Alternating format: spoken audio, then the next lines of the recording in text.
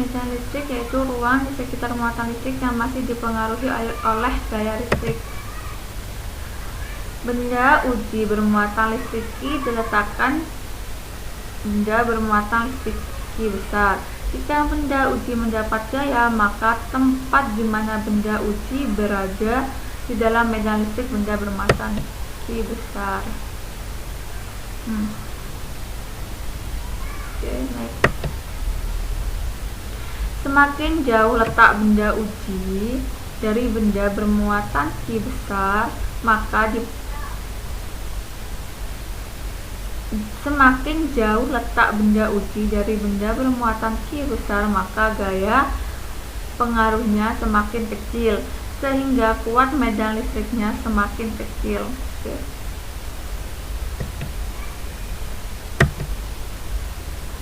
Selanjutnya, garis-garis pada listrik statis. Medan listrik digambarkan sebagai garis-garis gaya listrik. Ini kalau positif, maka arah garis gaya listrik bermuatan positif itu meninggalkan muatan. Ini panahnya meninggalkan. Nah,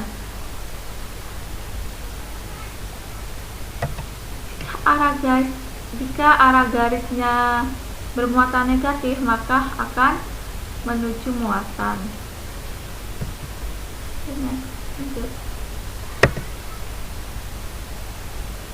Pola garis pada gaya listrik pada dua muatan yang berdekatan. Akan saling tarik menarik. Nah, akan saling tolak menolak.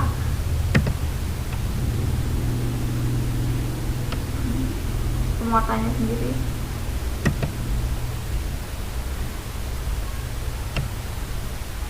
Jika sama, maka nanti menarik.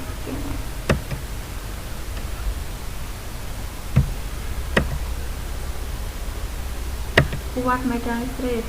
Nah, benda bermuatan listrik Q bisa didekatkan benda uji bermuatan Q berjarak besar. Kuat medan listrik di titik benda uji adalah gaya listrik yang ditimbulkan benda bermuatan dibagi muatan uji. Ini. Maka rumusnya ini. E medan listrik, Q sumber muatan sumber, Q kecil muatan uji, R jarak dari benda, F gaya.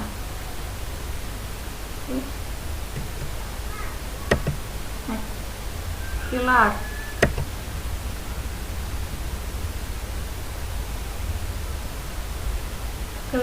Kilat itu muatannya negatif ya. Nah, karena rumah memiliki hambatan yang besar, maka ketika dilewati elektron dalam jumlah yang besar, rumah akan mengalami kerusakan, artinya rumah tersambar petir.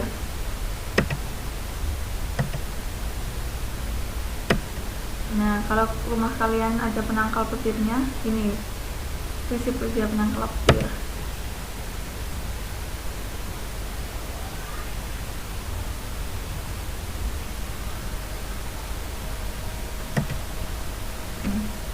Ketika rumah terindukasi oleh awan yang bermuatan sehingga atap rumah menjadi bermuatan positif, maka muatan negatif awan mengalir dari awan ke bumi melewati penangkal petir.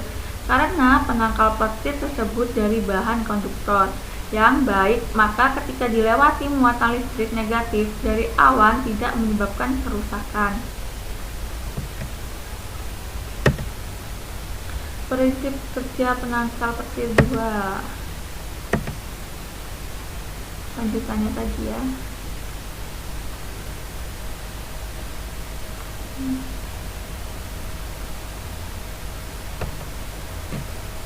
Ketika rumah terindukasi oleh awan yang bermuatan sehingga atap rumah dan penangkal petir menjadi bermuatan positif.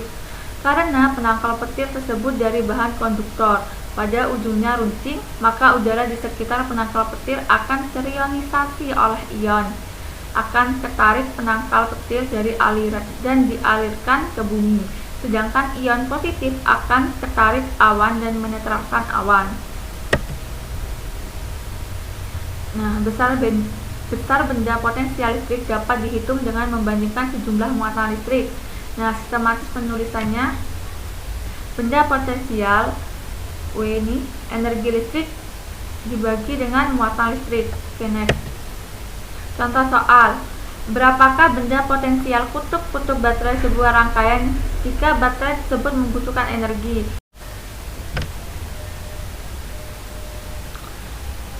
Contoh soal, berapakah benda potensial kutub-kutub baterai sebuah rangkaian jika baterai tersebut membutuhkan energi sebesar 60 Joule untuk memindahkan muatan sebesar 20 kolom. Nah, jawabnya itu diketahui. W energi 60 Joule, Q muatan 20 kolom. Nah, yang ditanyakan yaitu potensial, beda potensial, maka W dibagi Q sama dengan 60 per 20 sama dengan 30 volt. Oke, next. Nah, alhamdulillah sudah selesai. Terima kasih. Wassalamualaikum warahmatullahi wabarakatuh.